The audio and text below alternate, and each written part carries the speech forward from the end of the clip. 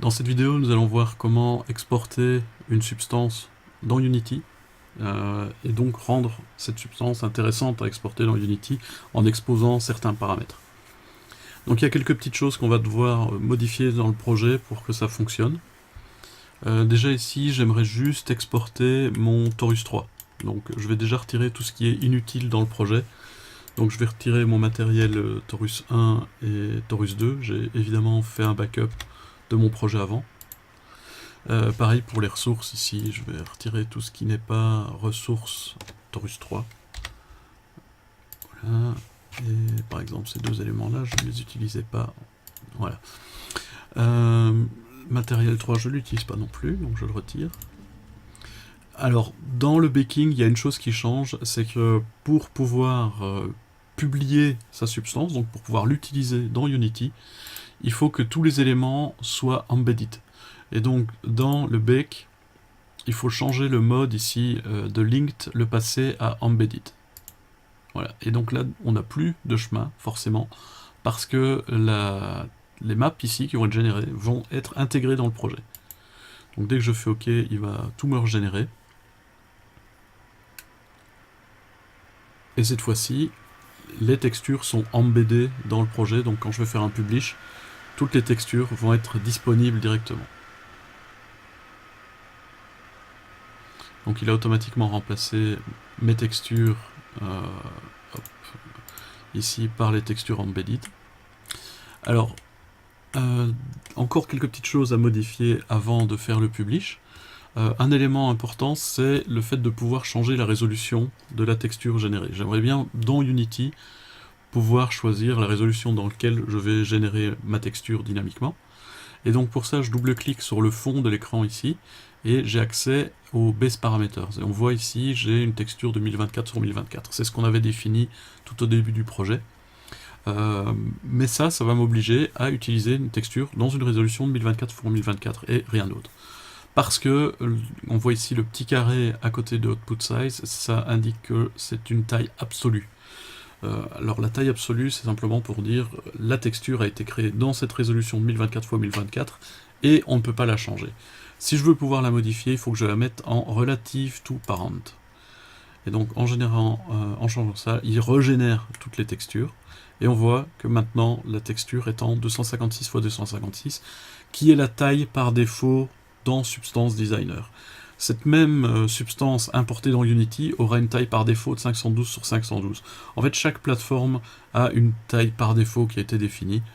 Substance, c'est 256 sur 256. Du coup, ça me permet de visualiser certaines choses. Donc, par exemple, si je remonte un peu, j'ai certains nodes qui sont en 1024 x 1024. Par exemple, donc Metal Edgeware et Dirt. Alors, qu'est-ce que ça implique, ça ? On peut se dire, c'est pas grave, c'est plus grand que 256 sur 256. Oui, sauf que dans Unity, j'ai la possibilité de générer une texture jusqu'en 2048 sur 2048. Et donc, si je ne modifie pas ces nodes-là, ça veut dire que le noise généré, donc les éléments générés ici, vont être en 1024 x 1024, alors que la texture est en 2048 sur 2048. Donc ça peut être gênant. Donc éventuellement, je peux toujours modifier les nodes ici. Par défaut ici, ils sont en relative to input, c'est-à-dire que la taille de génération des nodes dépend des nodes en fait entrants. Donc ici, forcément, comme on part de textures qui ont été bakées en 1K, forcément, on arrive au final ici à des textures qui sont en 1024 sur 1024. Donc ce que je peux faire, c'est changer de relative to input à relative to parent. Donc si je fais ça, je me retrouve bien avec du 256 x 256. Pareil pour le dirt, je peux faire la même chose. Ça évite aussi de faire du travail inutile, donc ça évite de générer par exemple des textures en haute définition pour finalement les downscaler.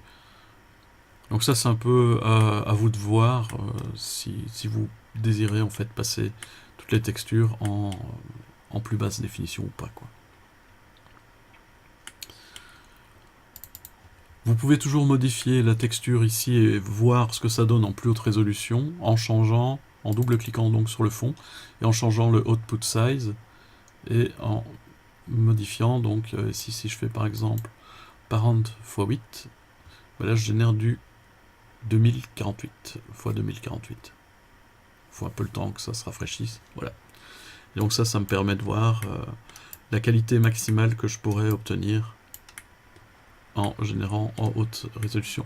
Forcément, vu que certaines textures sont béquées en 1024 x 1024, il n'y aura peut-être pas une très grosse différence, par exemple, entre ce niveau-ci et le niveau en dessous qui est du 1024 x 1024. On voit quand même la différence, mais la texture de base qui est utilisée est une texture en 1024 x 1024. Donc ça, faut pas l'oublier, quoi. Donc ça a l'air de marcher. Maintenant, ce qui est intéressant aussi d'exposer dans la texture ici sont des paramètres qui vont permettre de changer, par exemple, la couleur et ce genre de choses. Donc, ce que j'aimerais bien modifier, par exemple, ici, c'est l'état de mon objet. Avoir une version clean, propre, sans impact, sans crasse, sans metal edgeware, et une version plus dégradée.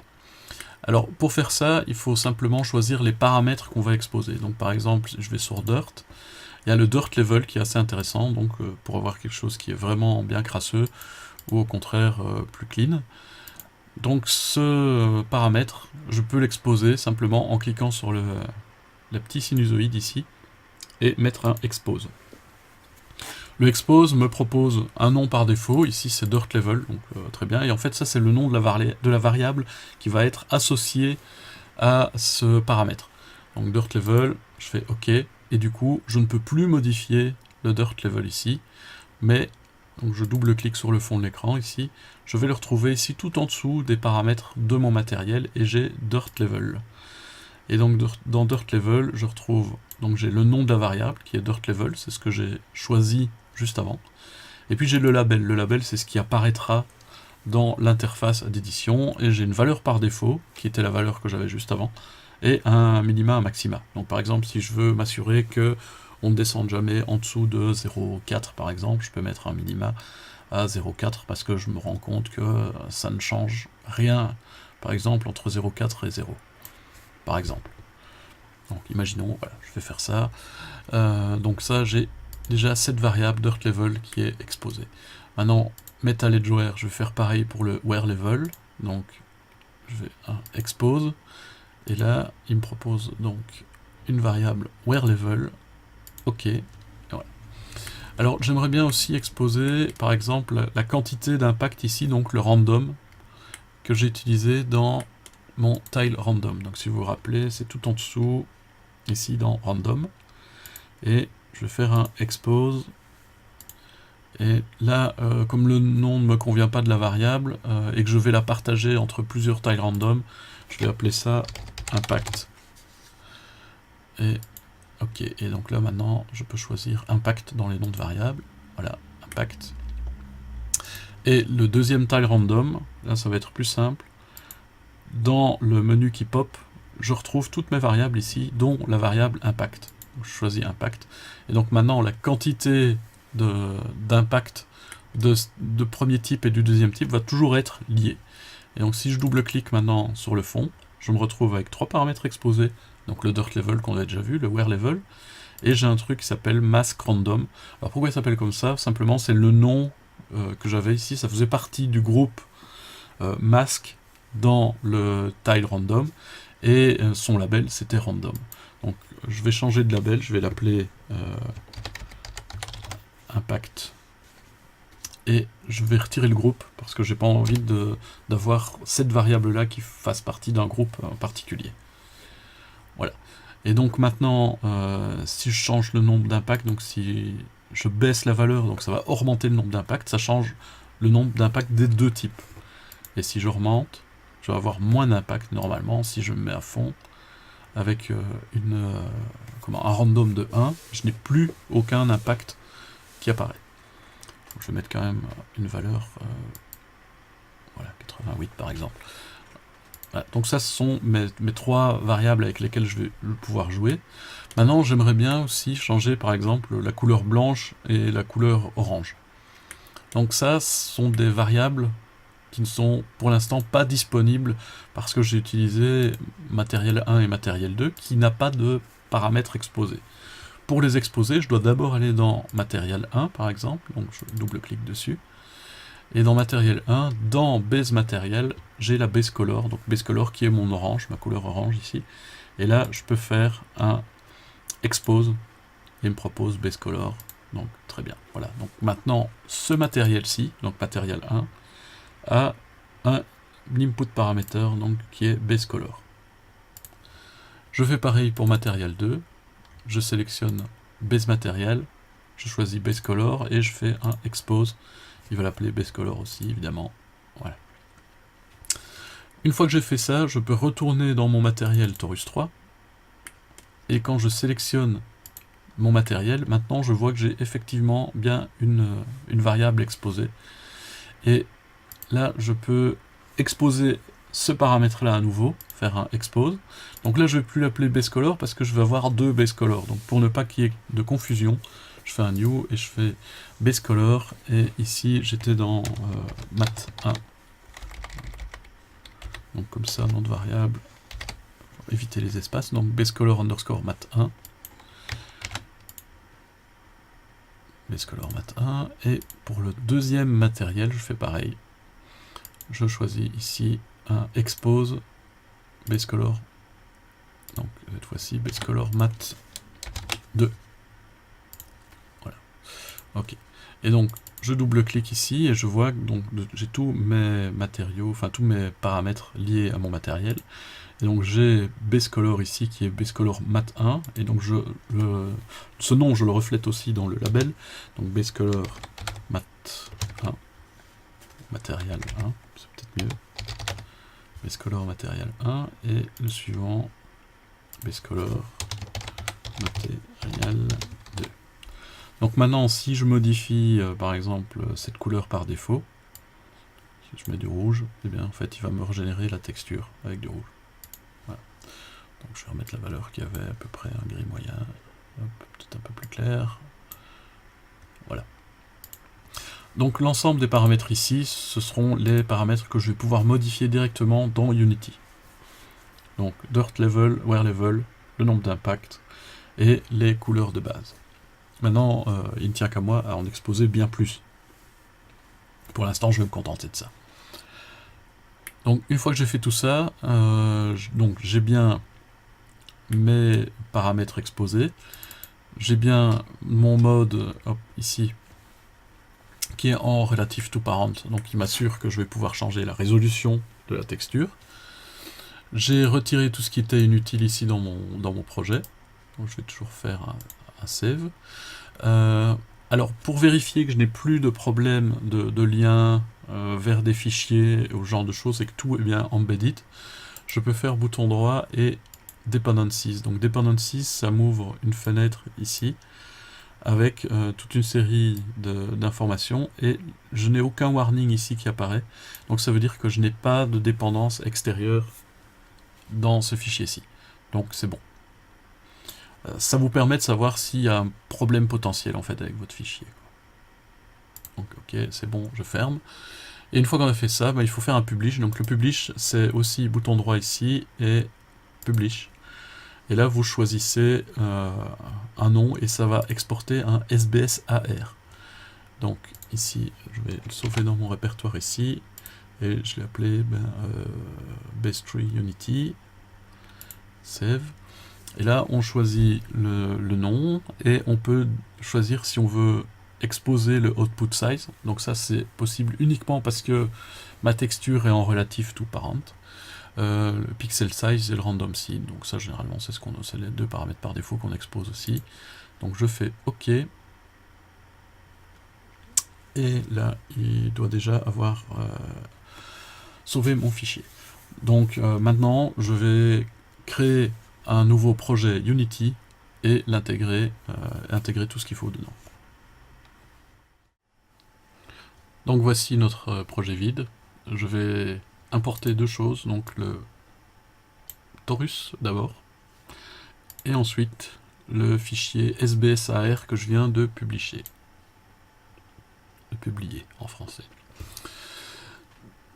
Donc ça prend un certain temps, et ce qu'on va voir, c'est que dans le fichier SBSAR, je retrouve toute une série de textures, mais aussi 3 matériaux. Donc il me crée automatiquement les matériaux utilisables directement par Unity avec le shader standard. Donc je prends mon modèle 3D, donc Torus 3D Low, je le mets dans ma scène, je vais le mettre en 000, et je peux prendre mon matériel Torus 3, le dropper directement dessus, et voilà, j'ai déjà le lien qui est fait entre les deux. Donc maintenant, l'avantage d'avoir exporté ça en Substance, c'est que Torus 3, donc mon matériel, on voit ici sur le côté, j'ai tous les paramètres classiques du matériel, donc avec les textures qu'il a automatiquement assignées, albédo, métallique, normal map, mais surtout les procedural properties. Donc les procedural properties, ça correspond à toutes les propriétés que j'ai exposées. Donc on retrouve le dirt level,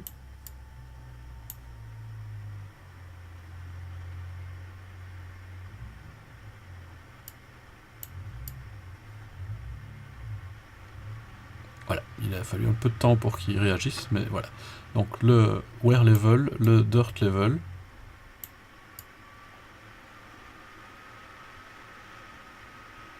et l'impact. Donc impact, plus je descends, plus il y a d'impact, hein, puisque c'est le random en fait. Donc là normalement je vais me retrouver avec énormément d'impact.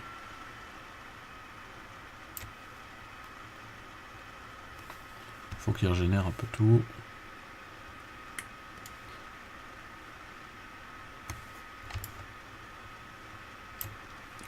Ils sont sans doute un peu plus visibles si je remonte le wear level ou le dirt level. Et bien sûr les deux couleurs, donc le base color material qui est la peinture blanche en fait ici, moi je peux la modifier, prendre par exemple peinture verte, jaune, enfin vous changez ce que vous voulez. Alors on remarque qu'il y a certains paramètres qui sont beaucoup plus rapides à appliquer que d'autres. Tout dépend évidemment de la partie du graphe qu'il a à recalculer effectivement. Donc ici le dirt visiblement a l'air d'être quand même un peu plus lent à calculer. Par contre la couleur c'est appliqué sans devoir recalculer le masque, donc c'est beaucoup plus rapide. On peut voir aussi qu'on a le target width et height qui est la taille de la texture. Et donc ça aussi on peut le modifier, je peux monter à 1024, faire un apply, et donc là il va me recalculer la texture en plus haute définition. Je peux évidemment avoir des tailles de texture différentes en fonction de la plateforme, donc par exemple sur PC, etc., mettre une résolution plus élevée que ce que je peux avoir par exemple sur Android.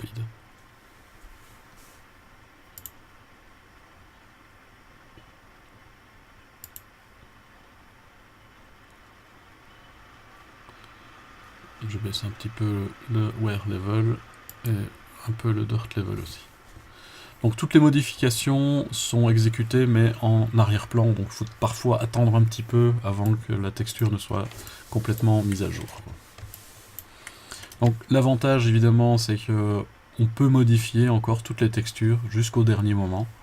Et dans les options ici on voit aussi qu'il y a compressed dans le format, c'est-à-dire que la texture est générée et est recompressée après en DXT, DXT5 ou DXT1 en fonction s'il y a une composante alpha ou pas. Vous pouvez aussi choisir le format RAW pour ne pas avoir de compression du tout, donc ça va prendre plus de place mémoire, vous n'aurez pas d'artefact de compression, mais voilà, et choisir aussi le moment où la texture est créée, donc on peut choisir donc build on level load, bake and keep substance, etc. Donc là ça permet de choisir le moment où la texture est calculée exactement. Évidemment chaque fois que vous allez changer un paramètre, il va recalculer cette texture. Un truc intéressant aussi c'est le random seed ici, donc si je fais un randomize, il va me régénérer la texture avec des impacts, des crasses, etc. à des endroits différents. Donc ça me permet d'avoir plusieurs variantes d'une même texture.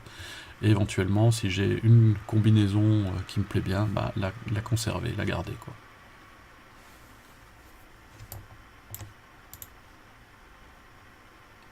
Je fais un apply. Et voilà, donc l'objet est utilisable comme n'importe quel objet texturé dans votre scène Unity. Il ne reste plus qu'à faire le jeu autour. Alors, suite aux résultats que j'avais dans Unity, je me posais quand même un peu la question de pourquoi est-ce que c'était aussi pixelisé. Et malheureusement, j'ai trouvé la solution. Donc, vous pouvez voir ici, j'ai une bonne grosse pixelisation sur le dirt et aussi en fait sur le metal edgeware, ça se voit un peu moins.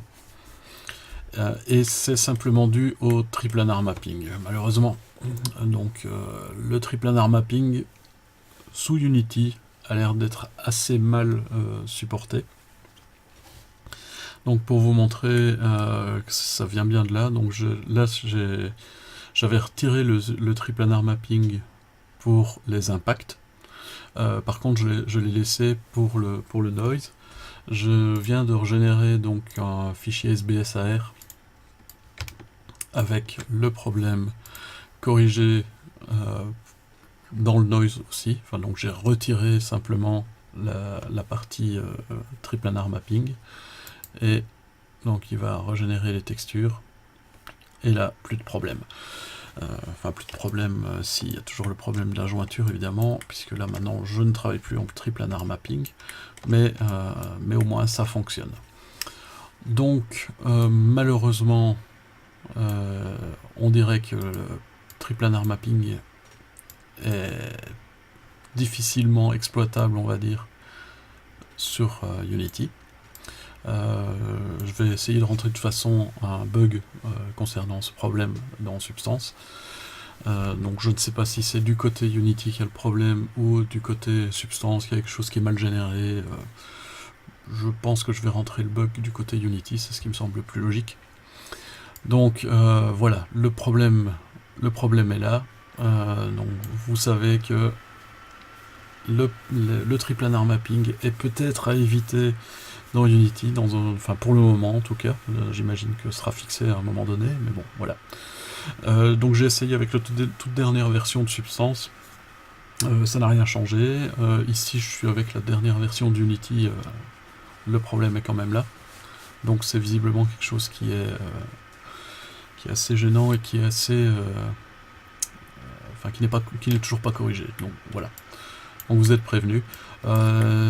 À part ça, ben, je veux dire, une fois qu'on a mis tout ça en place, ça fonctionne bien.